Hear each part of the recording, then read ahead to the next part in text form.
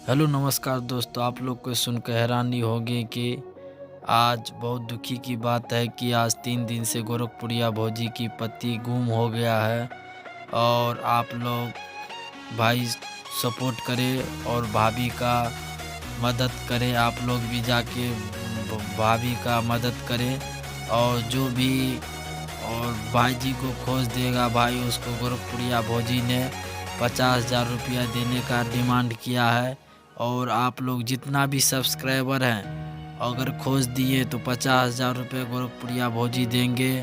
और अभी अभी खबर निकल के आया है कि गोरखपुरिया भौजी थाना में एफआईआर कर दिया है। और 3 दिन से गोरखपुरिया भौजी का पति लापता है। भाई आप लोग प्लीज़ सपोर्ट करें और भाभी का जाके मदद करें। और ऐसे ही भाई आप लोग चैनल को सपोर्ट करें। इससे पहले हमारे चैनल पर नए हैं तो हमारे चैनल को सब्सक्राइब कर लें। धन्यवाद।